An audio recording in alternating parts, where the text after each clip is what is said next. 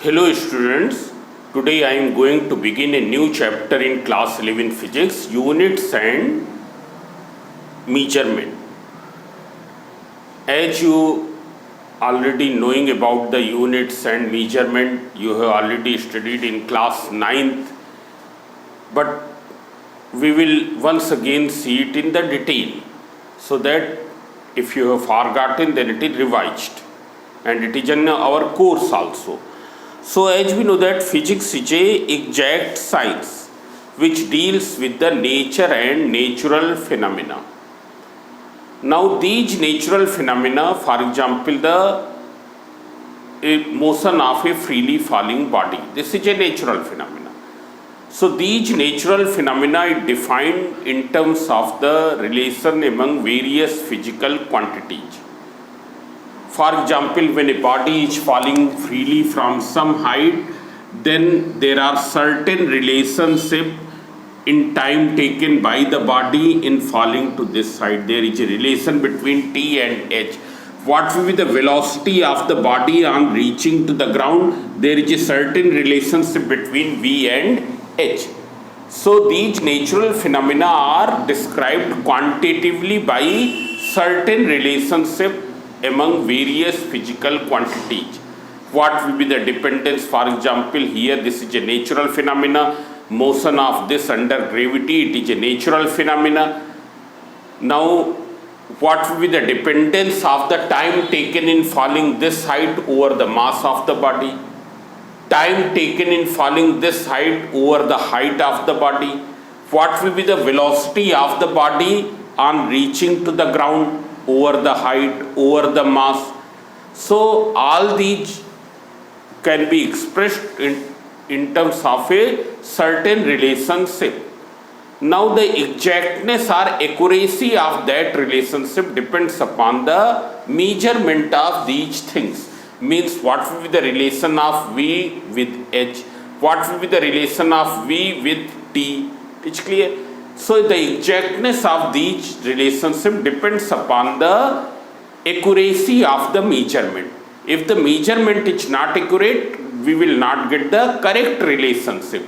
And when we will not get the correct relationship, then that natural phenomena will not be described correctly. It's clear? So we can say that the physics is the science of measurement. Though there are various other usefulness of the measurement. For example, if you have to purchase any costlier thing, suppose you have to purchase gold, then you will not purchase it by estimation. You will purchase it by exact measurement. It's clear? And the accuracy of measurement can be increased by using the sensitive balances.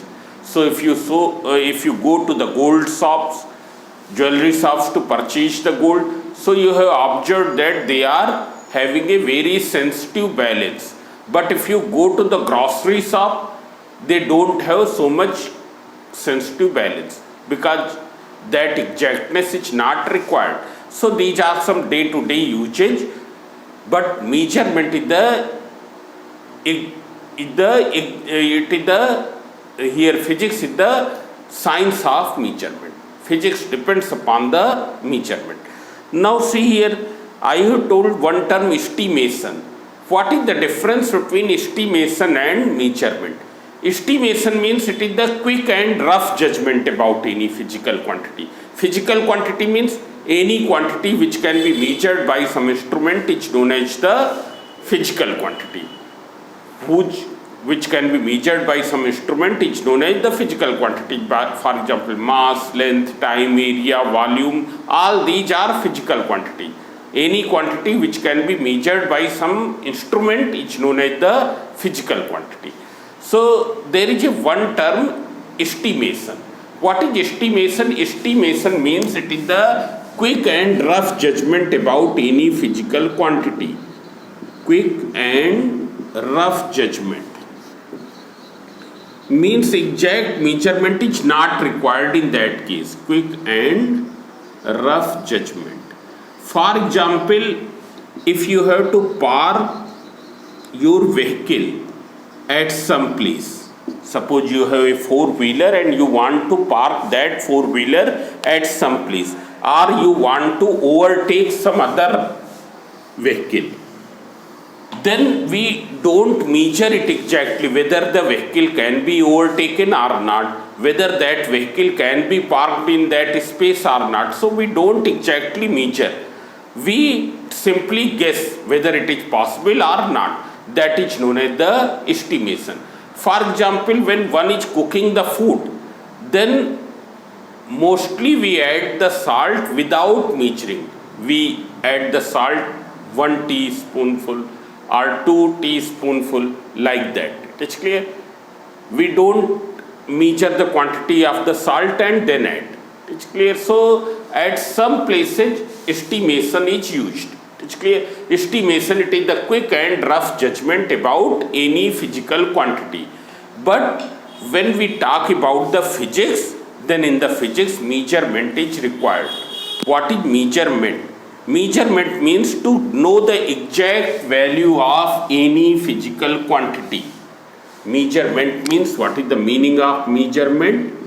It is the to know exact value of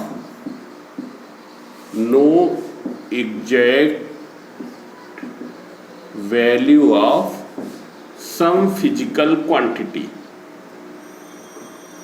Now you can see here PQ means physical quantity. Knowing the exact value of some physical quantity is known as the measurement. Now how will you know the exact value? How will you find the exact value of the physical quantity? So we will compare unknown physical quantity. Compare unknown physical quantity with the help of known quantity. Compare unknown physical quantity with the help of known quantity. For example, if you have to measure the length of this board, so we will use this scale which is of 1 feet. We know that this length is 1 feet. It's clear? It is known to us. This length is known to us. But this length is not known to us. So what will you do? You will compare this unknown length with the help of the known length of the same type, with the help of known quantity of same type. It's clear? Means both should measure length, both should measure mass.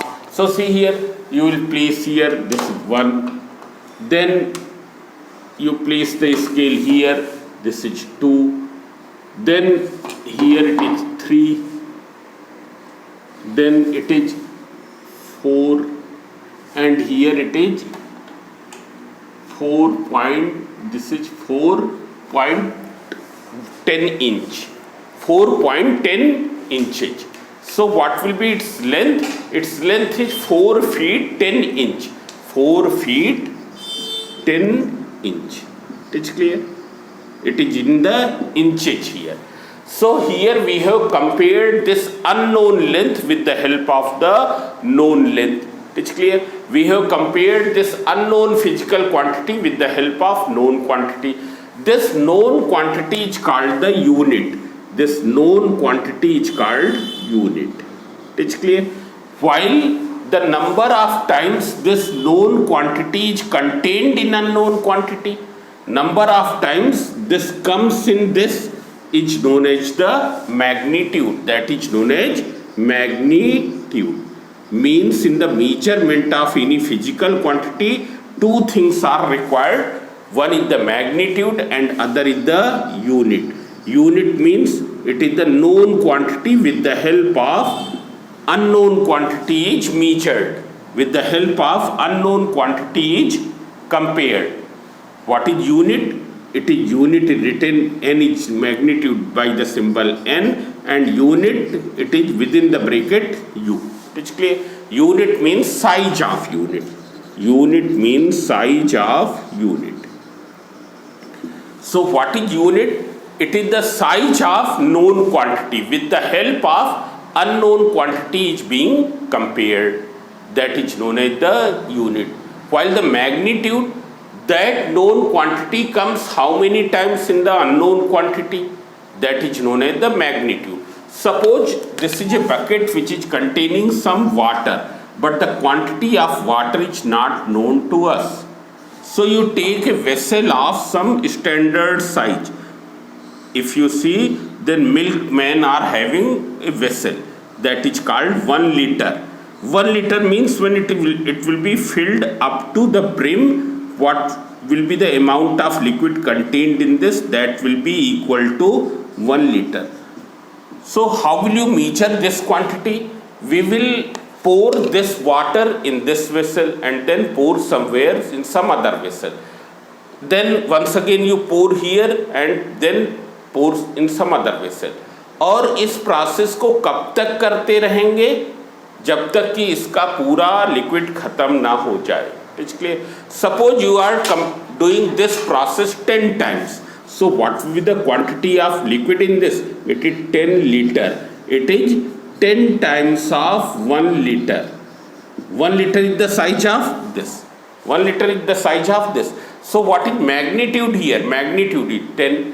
What is the size of unit? What is unit simply? It is 1 liter. It's clear. So measurement is consisting two things. One is the magnitude and other is the unit, which we call as the size of unit. It's clear. So what is the meaning of measurement? It is clear. As we know that the physics is the science of measurement. In physics, when we describe any relationship in between the various physical quantities, then we measure to those physical quantities and then deduce that relationship experimentally. It's clear that a relationship is deduced among the various physical quantities. So the exactness of the relationship will depend upon the measurement. If the measurement is accurate, then that relationship will be accurate. If the measurement is not accurate, relationship will not be accurate. So measurement is having a special importance in the physics, and that's why we say that the physics is the science of measurement. Then what is measurement? Measurement means to know the exact value of some quantity. It's clear. How will you know the exact value of some quantity? By comparing that unknown quantity with the help of known quantity of same type, as I have explained here. Measurement of a physical quantity consists of two things. One is the magnitude, which is represented by the symbol n, and then other is the size of unit. Now see here, just now we have measured the length of this. Suppose its length is 4 feet. It's clear. This is the magnitude of, this is the magnitude numerical value of this length of the board. Now what is the relationship between the magnitude and size of unit? So there is the reciprocal relationship. Why it is reciprocal relationship? When you will make the size of unit smaller, magnitude will become bigger. Suppose if you express the same length in centimeter, it will be how much? 120 centimeter. It's clear. Magnitude has increased, size of unit has decreased. If you convert into the millimeter, it will come out 1200 millimeter. Size of unit has decreased and magnitude has increased. Means for a given physical quantity, for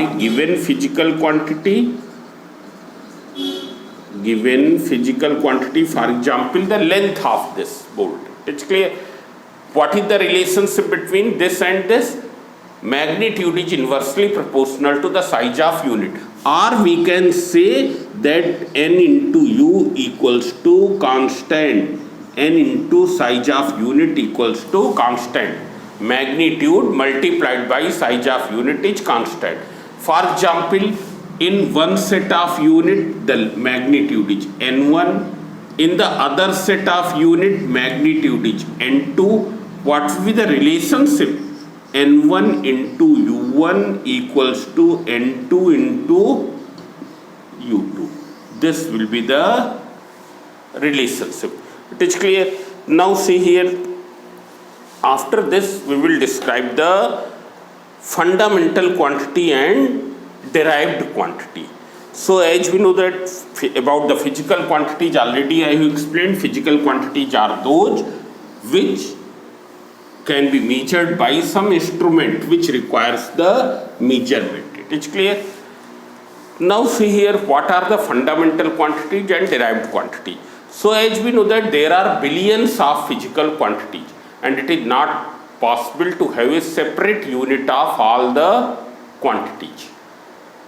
As we know that if you start writing the quantities, physical quantity, there are billions of physical quantities, for example, length, area, volume, density, momentum, angular momentum, torque, force, work, power, pressure. So you can write by your, up to your knowledge, you can write many physical quantities, and it will not be possible to have a separate unit for all the physical quantities. So that's why scientists have devised a scheme. They have divided all the physical quantities into two classes. One is the fundamental quantity and other is the fundamental quantity and other as the derived quantity. Derived quantity. Now what are the fundamental quantities? Fundamental quantities are those which have been defined by, which have some standard definition. Fundamental quantities are those which are uniquely defined. It's clear? Though derived quantities are also uniquely defined. What is the uniquely defined? Means their magnitude, their scales of measurement has been uniquely defined. Now fundamental quantities are those basic quantities with the help of whose units we can find the units of other quantities. Fundamental quantities are those quantities with the help of whose units, इनकी unit की help से we can find the units of other quantities. And there are how many fundamental quantities? So as you know that there are 7 fundamental quantities that you already know: length, mass, time, electric current,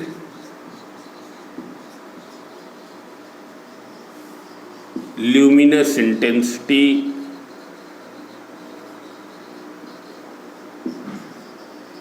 amount of substance,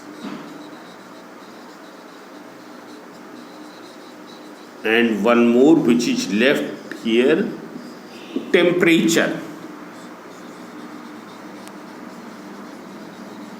These are the 7 fundamental quantities and their units which have been fixed by the International Bureau of Weights and Measures, which have assigned a SI unit. SI unit means it is the International Standard of Units. It is the International Standard of Units. So there is the International Standard of Units, SI units of these quantities. For example, there are various units of length, but its SI unit is meter. Mass, it is kilogram. Time, second. Though there are various other units also, but these are the SI units. Electric current, ampere. Luminous intensity, candela. What is luminous intensity? That I will explain later. Amount of substance, mole, and temperature is Kelvin. These are the fundamental quantities and these are their fundamental units. These are called the fundamental units. Fundamental units. These units are independent from each other. Independent from each other means they have no relationship in between them. Means 1 meter is not equal to 10 kg. All these units have been uniquely defined by International Bureau of Weights and Measures. They have been uniquely defined. It's clear? And with the help of these units, we can find the units of all other physical quantities. For example, area. there is no need to have a separate unit of area. You take any area, whether it is the area of circle, pi r square. Here there is the product of radius, how many times? 2 times. Curved surface area of this cylinder, 2 pi rh. Here also r radius, which is a length, h its height, which is also a length. There is the product of 2 lengths. Area of this floor, length into breadth. So you find any area, in that there will be the product of 2 lengths. It is clear? Therefore, what will be its unit? There is no separate unit of this. We can find its unit by multiplying unit of length how many times? 2 times. Meter square. So its unit we can find with the help of fundamental units, so that it's called derived quantity.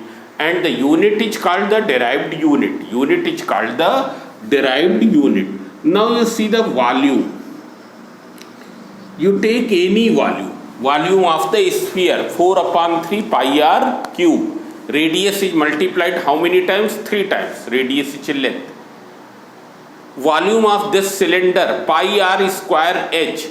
R square h, that is r into h. It is the product of 3 lengths. It's clear?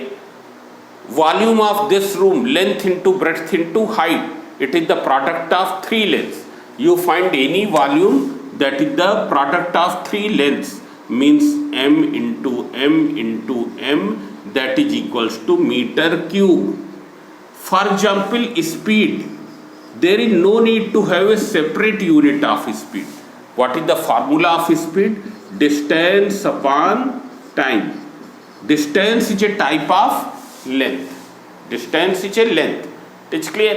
Time, it is a fundamental quantity. Means if you divide the unit of length by the unit of time, you will get the unit of speed, unit of velocity. So speed is a derived quantity. Meter per second is a derived unit. It's clear? Meter per second is a derived unit. Similarly, density. Density, we know that it is the mass upon volume. As we know that mass is a fundamental quantity. Its unit is kilogram. It is clear? Volume is the derived quantity. Its unit is meter cube. So what will you write? Kilogram per meter cube. But in some cases we also have some separate units. For example, force. Force, you know what is the formula? M into A. This you have studied in class 10. Mass is measured in kilogram. Acceleration, meter per second square. What is its derived unit? Its derived unit is kilogram meter per second square. But there is one special unit for this, that is known as Newton, symbolized by capital N. But when you write the complete name, you write this way. It's clear? Similarly, work. If you see work equals to F into S, all these are also the derived quantities. What is the derived unit of work? It is kilogram meter per second square. S means displacement. Displacement means meter. That is kilogram meter square per second square. This is the derived unit. But there is a special unit here that is known as joule. It's clear? So in some derived quantity, there are the special units also have been assigned. It's clear? So this is the fundamental quantity and derived quantity. As we know that there were 3 systems of measurement. One is the centimeter gram second. Centimeter gram second means in which length is measured in which unit? Length is measured in centimeter, mass in gram, and time in second. After that, there is one more system, FPS system, CGS system. Length is measured in centimeter, mass in gram, time in second. Then FPS system. FPS system, length is measured in feet, mass in pound, time in second. Then MKS system. MKS system, meter, kilogram, second. Length is measured in meter, mass in kilogram, time in second. Then there is the SI unit. SI unit, it is the international standard of units. It is clear? And it is the revised version of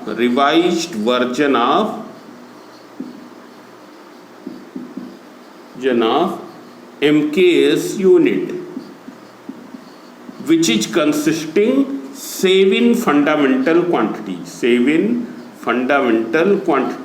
consisting 7 fundamental units. There are 2 supplementary units also that we will tell afterwards. Though what are the supplementary quantities here? Supplementary quantities are angle and solid angle. Angle, there are various units of angle, but here one arbitrary unit has been assigned, radian. It's clear? Solid angle, steradian. Steradian. It's clear? So these are the supplementary quantities. It's clear? So see here, after this SI unit has come into existence. Now here we will see that this and this is a metric system of unit. It is a metric system of unit. Metric system of unit means in which various multiples and sub-multiple units of physical quantities are related by the powers of 10. Various multiples and sub-multiples. For example, length, its SI unit is meter. Now what are the multiple units? Kilometer. 1 kilometer equals to 10 to the power 3 meter. It's clear? Sub-multiple unit, centimeter. 1 centimeter equals to 10 to the power minus 2 meter. It's clear? Millimeter. 1 millimeter equals to 10 to the power minus 3 millimeter. So they are related by the powers of 10. It is clear? So we call them as the multiple units. It is clear? Now see here, there are some advantages of the SI unit. SI unit, it is a coherent system of unit. What is the meaning of coherent system? Coherent system means in which unit of the same physical quantity is same. For example, energy. There are various kinds of energy. Heat energy, chemical energy, mechanical energy, electrical energy. There are various kinds of energy, but all forms of energy have the same unit, which is the joule. So it is called a coherent system of unit. It is a coherent system of unit. It is clear? It is called a rational system of unit, not coherent system of unit. It is called a rational system of unit. It is clear? Then it is a MKS system and CGS system. These are the metric system that already I have explained.